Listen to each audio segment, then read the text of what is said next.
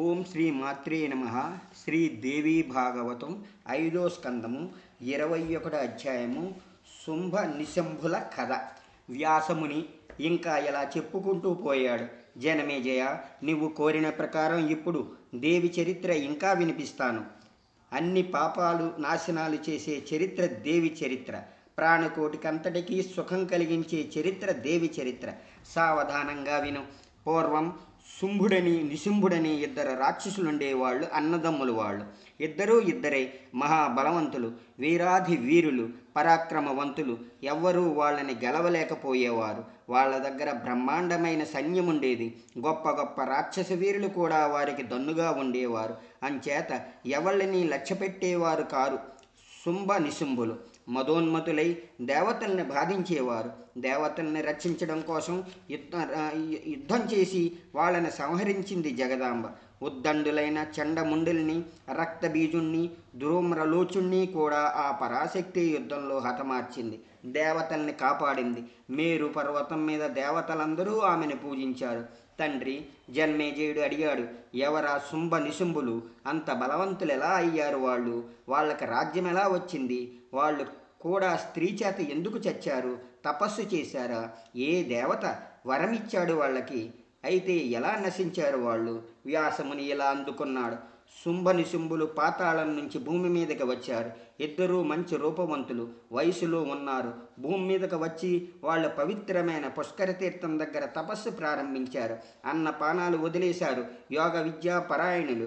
వాళ్ళు అంచేత కూర్చున్న చోట నుంచి లేవకుండా 10,000 సంవత్సరాలు ఉగ్రమైన తపస్సు చేశారు. తొదకి బ్రహ్మ వాళ్ళకి ప్రసన్నుడయ్యాడు. హంస మీద కూర్చుని వాళ్ళ ఎదుట ప్రత్యక్షమయ్యాడు. శుంభ నిశుంభులారా, ధ్యానముగ్గులైన వాళ్ళని చూసి అన్నాడు బ్రహ్మ, లేవండి, మీ తపస్సుకి మెచ్చాను. ఏం కావాలో కోరుకోండి, వరమిస్తాను అన్నాడు. బ్రహ్మ మాటలతో వారి ధ్యానం భగ్నమైంది. లేచి ప్రదక్షిణపూర్వకంగా ప్రమాణం చేశారు. సాగిలపడ్డారు. దేవాదిదేవ, గద్గద కంఠాలతో అన్నారు, మా మీద నువ్వు ప్రసన్నుడివి అయితే చావు లేకుండా మాకు వరమియ్యి. చావు తప్ప దేనికి భయం లేదు మాకు. చావు తప్పించుకోవడానికి మేం నీ శరణ వేడాం. జగత్తు సృష్టించే దేవుడివి నువ్వు, దయా సముద్రుడివి, అనుగ్రహించు, చావు లేకుండా వరమియ్యి అంటూ చేతులు జోడించారు. విపరీతమైన వరం కోరుకున్నారు మీరు అన్నాడు బ్రహ్మదేవుడు. ముల్లోకాలలో ఎవరూ ఇలాంటి వరం ఇవ్వలేదు. పుట్టిన వాళ్ళకి చావు తప్పదు, చచ్చిన వాళ్ళకి పుట్టుక కూడా తప్పదు. లోకంలో నియమమిదే. ప్రతి ప్రాణి చావక తీరదు. ఇందులో రవ్వంత సందేహం లేదు. ఇదొక్కటి తప్ప ఇంకేమైనా కోరండి, ఇస్తాను అన్నాడు. అన్నదమ్ములిద్దరూ ఆలోచించుకున్నారు. శుంభ నిశుంభులు చేతులు జోడించి బ్రహ్మదేవుణ్ణి అడిగారు, అయితే దేవతలు, దానవులు, మనుషులు, మృగాలు, పక్షులు ఎవరైనా సరే పురుషులు మమ్మల్ని చంపకుండా వరమియ్యి. ఆడది మమ్మల్ని చంపుతుందని భయం లేదు. ఏ ఆడదానికి మమ్మల్ని ఎదిరించగలిగినంత బల సాహసనం ఉంటుంది. ముల్లోకాలలోనూ ఏ ఆడది వచ్చినా ఊష్యమనిపించి ఊదేస్తాం. అంచేత ఏ ప్రాణి అయినా సరే మగజాతి వల్ల మాకు మరణం లేకుండా వరమియ్యి అన్నారు. వాళ్ళు కోరిన వరణమిచ్చి యథేచ్ఛగా వెళ్ళిపోయాడు బ్రహ్మ. శుంభ నిశుంభులు తమ నివాసాలకు తిరిగి వచ్చారు. శుక్రాచార్యుణ్ణి పురోహితుడిగా చేసుకున్నారు. అతన్ని పూజించారు. మంచి రోజు, మంచి నక్షత్రము చూసి వాళ్ళకి రాజ్యాభిషేకం చేశాడు శుక్రాచార్యుడు. పెద్దవాడు కనుక శంభుడికి రాజసింహాసనమిచ్చాడు. ఎంతోమంది రాక్షస వీరులు వాళ్ళ దగ్గర ఉద్యోగులుగా, సేవకులుగా కుదురుకున్నారు. చండు, ముండు అని మహావీరులిద్దరు సేనాపతులయ్యారు. రథాలు, ఏనుగులు, గుర్రాలు, పదాతులు, చతురంగ సేన బ్రహ్మాండంగా ఏర్పడింది. అలాగే చండ పరాక్రముడు ధూమ్రలోచనుడును పెద్ద సైన్యంతో వచ్చి శుంభుడిని ఆశ్రయించాడు. మహాబలిశాలి రక్తబీజుడు 2 అక్షోణీల సేనతో వచ్చి చేరాడు. రక్తబీజుడు అజేయుడు. యుద్ధంలో అతడి శరీరం నుంచి ఎన్ని రక్తపు చుక్కలు కారితే అంతమంది అతడితో సమానులైన ఉద్దండులు పుట్టుకు వస్తారు. అంచేత అతన్ని ఎవరూ గెలవలేకపోయేవారు. అలా ఇంకా ఎందరో రాక్షస నాయకులు తమ తమ చతురంగ సేనలతో వచ్చి శుంభుణ్ణి ఆశ్రయించాడు. అతడు సామ్రాట్ అయి కూర్చున్నాడు. అంతమంది అతడి మాట శాసనంగా అంగీకరించారు. దాంతో శుంభ నిశుంభులు భూమండలమంతటి మీద ఏకఛత్రాధిపత్యం స్థాపించుకున్నారు. అనంతరం దేవలోకం గెలవాలని అభిలాష కలిగింది వాళ్ళకి. అభిలాష కలగడమే తడు పెద్ద ఉద్దండమై దండు వేసుకుని స్వర్గం ముట్టడించాడు నిశంభుడు. లోక పాలకులతో హోరాహోరీ పోరాడు. వజ్రాయుధం ప్రయోగించాడు దేవేంద్రుడు. గుండెల మీద తగిలి భూమండలం మీద పడిపోయాడు నిశుంభుడు. అతడి రాణువ చెల్లా అయిపోయింది. తమ్ముడలా దెబ్బతిని మూర్ఛపోయి పడిపోయాడని విన్నాడు శుంభుడు. పెద్ద పెట్టున అమరావతి మీద విరుచుకుపడ్డాడు.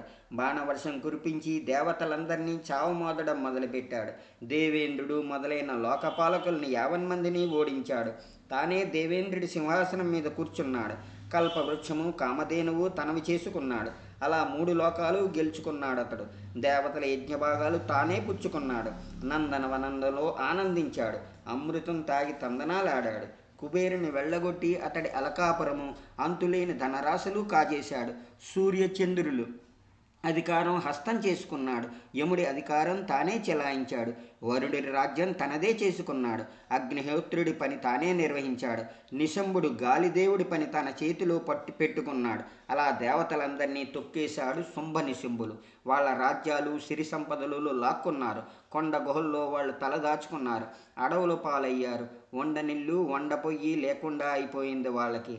చేత ఒక్క ఆయుధమైనా లేకపోయింది. తలమాసి తిరుగువారి వాళ్ళు ఏ కొండ కోణల్లోనో ఏ నిర్జన ప్రదేశంలోనో కనపడకుండా మసులుతున్నారు. ఎక్కడా శాంతి లేకపోయింది వాళ్ళకి. దేశం వెళ్ళగొట్టిన వాళ్ళకి సుఖమెక్కడా? జనమేజయ, అదంతా అదృష్టమే అనుకో నాయన. ఎంత భాగ్యవంతులైనా పండితులే అయినా కాలం కలిసి రానప్పుడు కష్టాలు తప్పవు. కాలం మహా విచిత్రమైనది. రాజుని జోగి చేస్తుంది, జోగిని రాజు చేస్తుంది. సామాన్యుని దానపరుణ్ణి చేస్తుంది, దానపరుణ్ణి దేహి అనిపిస్తుంది. మనిషిని ఒకప్పుడు బలశాలిని చేస్తుంది, అదే మనిషిని మరొకప్పుడు గడ్డి పరకకి కొరగాకుండా చేస్తుంది. ఒకప్పుడు పండితుణ్ణి చేస్తుంది, ఒకప్పుడు తెలివి మాలిన వాళ్ళని చేస్తుంది. ఒకప్పుడు వీరుణ్ణి చేస్తుంది, ఒకప్పుడు పిరికి పందని చేస్తుంది. దేవతలకి రాజైన దేవేంద్రంతట వాడిని దిక్కులేనిది నుండి చేసింది. కాలమే మనిషిని ధర్మపరుణ్ణి చేస్తుంది, జ్ఞానవంతుణ్ణి చేస్తుంది. కాలమే పాపాత్ముని చేస్తుంది, అజ్ఞానవంతుణ్ణి చేస్తుంది. కాలం ఏమైనా చెయ్యగలదు. ఆశ్చర్యపడవలసిన విషయమే లేదు. బ్రహ్మ, విష్ణువు, శివుడు మొదలైన వాళ్ళని కూడా అష్ట కష్టాల పాలు చేస్తుందది. కాల ప్రభావం వల్లే విష్ణుమూర్తి పంది మొదలైన పశుజన్మలు ఎత్తాడు. కాలప్రభావం వల్లే పునికి పుచ్చుకొని శివుడు వల్లకాటిలో తిరుగుతాడు. కాలమహిమ అలా ఉంటుంది. శ్రీ దేవీ భాగవతం 5వ స్కందంలో ఇది 21వ అధ్యాయము. 22వ అధ్యాయము శుంభ నిశుంభుల కథ. 50 మంది దేవతల్ని ఓడించి అన్ని లోకాలు ఏకఛత్రాధిపతిగా 1000 ఏళ్ళు ఏలాడి శుంభుడు దిక్కుమాలిన దేవతలు దీనులై తమ గురువు బృహస్పతి దగ్గరికి వెళ్ళి మొరపెట్టుకున్నారు. గురుదేవా, ఏం గతి మాకు? ఏమిటి మా కర్తవ్యం ఇప్పుడు? నువ్వు సర్వజ్ఞుడివి, చెప్పు. మా కష్టం అంతమయ్యే ఉపాయం ఏమైనా ఉందా? ఉపచారం చేసే వేదమంత్రాలు వేల కొలది ఉన్నాయని విన్నాము. యథావిధిగా వాటిని ప్రయోగిస్తే అన్ని పనులు నెరవేరుతాయంటారు. సూత్ర గ్రంథాలు, కోరికలు సమకూర్చే యజ్ఞాలను ఉన్నాయి కదా, వాటిని చేసి మా కష్టాలు గట్టెక్కించు. వాటినన్నిటినీ విధుల బాగా ఎరుగుదువుగా నువ్వు. శత్రువుల్ని హతమార్చే ఉపాయాలు ఆగమాల్లో ఉన్నాయి కదా, వాటిని ఉపయోగించి మా కష్టాలు గట్టెక్కించు. ఈ దానవులు నాశనమయ్యే అభిచార కర్మ ఇవాళే ఆరంభించు అన్నాడు. దేవతలారా అంతా విని అన్నాడు బృహస్పతి, వేదమంత్రాలన్నీ దైవాధీనాలని నమ్మండి. వాటి అంతటా అవి ఏ ఫలమూ ఇవ్వవు. వేదమంత్రాల దేవతలు మీరే కదా. మీరే కష్టాల్లో ఉంటే ఇక ఏమి ఉపాయం చెయ్యగలను నేను? యజ్ఞంలో ఇంద్రుడు, వరుణుడు, అగ్ని మొదలైనవి వారే కదా పూజలు పొందుతారు. వారే ఆపదలో ఉంటే యజ్ఞం వల్ల ఏం సాధించడం? కానున్నది కాకపోదు. ఏం ప్రతీకారం చేసినా లాభం లేదు. అయితే ఆపద వచ్చినప్పుడు తప్పించుకునే ఉపాయం కర్తవ్యం అంటారు పెద్దలు. దైవం బలవంతమైందంటారు పండితులు. ఉపాయవాదులు మాత్రం దైవం మీద ఆధారపడక ఉపాయం వెతుకుతారు. అయితే దైవాన్ని ఉపాయాన్ని కూడా తడవడమంటాను నేను. కేవలం దైవం మీదే ఆధారపడితే సాగదు. మన బుద్ధి వినియోగించి పదే పదే ఉపాయం వెతకాలి. నేను బాగా ఆలోచించి చెబుతున్నాను, వినండి. వెనుక భగవతి మహిషాసురుని చంపినప్పుడు మీరు స్తోత్రం చేశారు. దేవి ప్రసన్నురాలైంది. మీకు ఆపదలు వచ్చినప్పుడు నన్ను స్మరించండి, నేను మీ ఆపద తొలగిస్తాను అని వరమిచ్చింది. కనుక మీరందరూ ఇప్పుడు హిమాలయ పర్వతం మీదకి వెళ్ళి భగవతిని ఆరాధించండి. మాయాబీజతత్వం గ్రహించి పునశ్చరణ చెయ్యండి. ఆ జగదంబ తప్పక అనుగ్రహిస్తుంది. యోగ దృష్టితో చూసి చెబుతున్నాను నేను. మీ కష్టాలు గట్టెక్కే కాలం వచ్చింది, సందేహం లేదు. భగవతి ఇప్పుడు హిమాలయం మీద ఉంటుందని విన్నాను, అందుకే అక్కడికి వెళ్ళమంటున్నాను. యథావిధిగా ఆమెను పూజిస్తే తప్పక దర్శనమిస్తుంది ఆమె. మీ కోరికలు నెరవేరుతాయి. దృఢ నిశ్చయంతో, సంకల్పంతో హిమాలయం వెళ్ళండి. భక్తితో ఆమెను పూజించండి. ఆ మహామాయ మీ కోరిక సఫలపరుస్తుంది. గురుదేవుడు చెప్పిన ప్రకారం హిమాలయ పర్వతం మీదకి వెళ్ళారు. ఏకాగ్ర చిత్తంతో దేవిని ధ్యానించారు. మాయాబీజ మంత్రం జపించారు. చేతులు జోడించి భక్తిపూర్వకంగా స్తోత్రం చేశారు.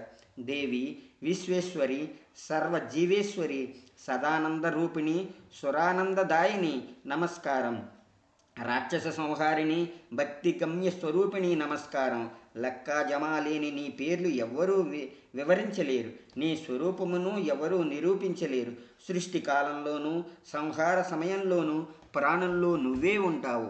శక్తి స్వరూపంతో అమ్మ నువ్వే స్మృతివి, నువ్వే ధృతివి, నువ్వే బుద్ధివి, నువ్వే జరవి, నువ్వే పుష్టివి, నువ్వే తృష్టివి, నువ్వే ధృతివి, నువ్వే కాంతివి, నువ్వే శాంతివి, నువ్వే సువిద్యవి, నువ్వే సులక్ష్వి, నువ్వే గతివి, నువ్వే కీర్తివి, నువ్వే మేధవి, నువ్వే పురాతన బీజ ప్రకృతివి. దేవతల మేలు కోరి ఎన్నో రూపాలు ధరిస్తావు నువ్వు.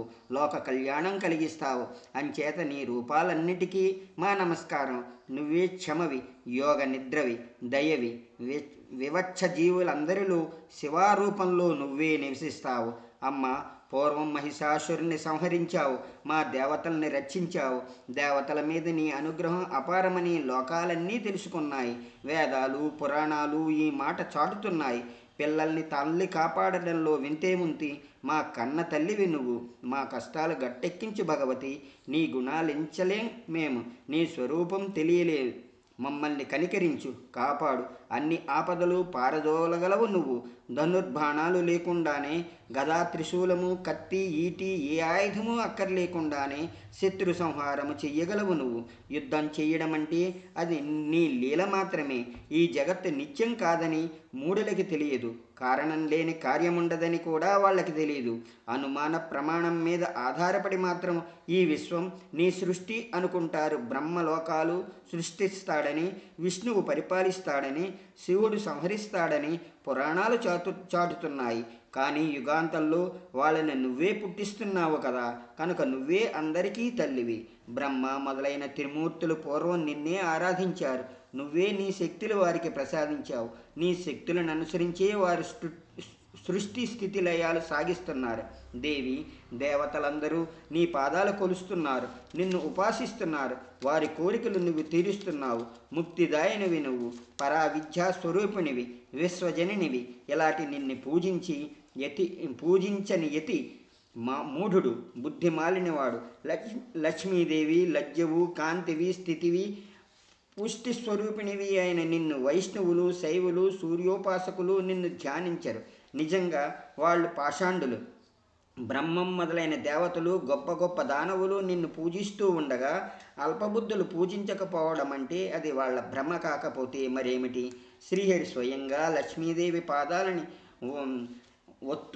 ఒత్తుతూ ఉంటాడు, లత్తుక పూస్తాడు.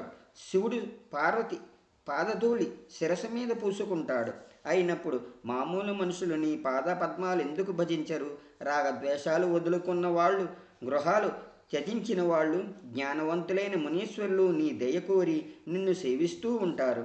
నిన్ను సేవించిన వాళ్ళు సంసార కోపంలో ములుగుతూ తేలుతూ ఉంటారు. కుష్టు వ్యాధులతోనూ, గుల్మ వ్యాధితోనూ, తలనొప్పితోనూ బాధపడతారు. సుఖమన్న మాటే ఉండదు వారికి. పూర్వజన్మలో నిన్ను పూజించని మానవులు ఈ జన్మలో కర్రలు కట్టుకుని, గడ్డి కోసుకుని కష్టజీవనం చేస్తారు. భార్యాబిడ్డలు లేకుండా నిరుపేదలై బ్రతుకుతారు. దేవతల స్తోత్రం వింది దయామయి జగదాంబ ప్రసన్నురాలైంది. వారి ముందు తక్షణం ప్రత్యక్షమైంది. దివ్యమైన వస్త్రాలు కట్టుకుని ఉంది ఆమె. దివ్యమైన నగలు పెట్టుకుంది. దివ్యమైన పూలమాలలు వేసుకుంది. దివ్యమైన గంధం పూసుకుంది. ఆమె దివ్య రూపం విశ్వమోహనంగా ఉంది. దివ్యమైన శుభలక్షణాలన్నీ ఉన్నాయి ఆమెలో. అపురూపంగా ఉంది ఆమె. మన్మధుడిని కూడా మరుపు కొల్పినట్లుంది. గంగా స్నానం కోసం కొండ గుహలోంచి బయలుదేరి దర్శనమిచ్చింది ఆమె. దేవతల స్తుతి విని మేఘ గంభీరంగా కోకిల కంఠంతో మృదువుగా ఇలా అడిగింది, ఎందుకు ఇలా తన్మయత్వంతో స్తోత్రం చేస్తున్నారు? అసలు ఇలా ఎందుకు వచ్చారు? ఇలా విచారంగా వ్యాకులు పడుతున్నారేమి? దేవి విశ్వమోహన మోహిని స్వరూపం చూసి ఆమె చల్లని పలుకులు విని ప్రాణం లేచి వచ్చాయి దేవతలకి. అమ్మ విశ్వేశ్వరి, దయామయ, నీకు నమస్కారం. రాక్షసులు మమ్మల్ని పడరాని పాట్లు పెడుతున్నారు, భరించలేకపోతున్నాము. ఈ కష్టంలో నువ్వే ఆదుకోవాలి. మహాదేవి, వెనుక మహిషాసురుణ్ణి చంపినప్పుడు నువ్వు వరమిచ్చావు మాకు. ఆపద వస్తే నన్ను తలుచుకోమన్నావు, ఆపద అడ్డుపడతానన్నావు. కష్ట సముద్రంలో పడి నిన్ను తలుచుకున్నాము తల్లి. శుంభుడు నిశుంభుడు అని భయంకరులైన రాక్షసులిద్దరూ వచ్చిపడ్డారు. ఎంత ఉపద్రం చెయ్యాలో అంతా చేస్తున్నారు. మగ పురుగు చేత చావు లేదు వాళ్ళకి తోడు రక్తబీజుడు, చండు, ముండు మొదలైన ఉద్దండులు జతపడ్డారు. స్వర్గం మీద దండయాత్ర చేశారు, మమ్మల్ని తరిమి కొట్టారు. నువ్వు తప్ప దిక్కు లేదు మాకు. దీనులను కాపాడు తల్లి, కాపాడు. ఓ దేవి, మేమంతా ఎప్పుడూ నిన్నే భజిస్తున్నాము. అయినా ఈ రాక్షస బాధ తప్పడం లేదు. మాకు ఐహిక దుఃఖాలతో బాధపడే వారికి నువ్వే దిక్కు. నీ పాదాలే నమ్ముకున్నాము, అనుగ్రహించు. అమ్మా, యుగాదిలో నువ్వు సృష్టించిన విశ్వమిది. దీన్ని ఈ రాక్షసులు పాదాలతో త్రొక్కి పీడిస్తున్నారు, అహంకారంతో విర్రవీగుతున్నారు, సేనలతో చిందులు తొక్కుతున్నారు అంటూ ప్రార్థించారు. శ్రీదేవి భాగవతం 5వ స్కందంలో ఇది 22వ అధ్యాయం సంపూర్ణం. ఈరోజు పారాయణం సంపూర్ణం.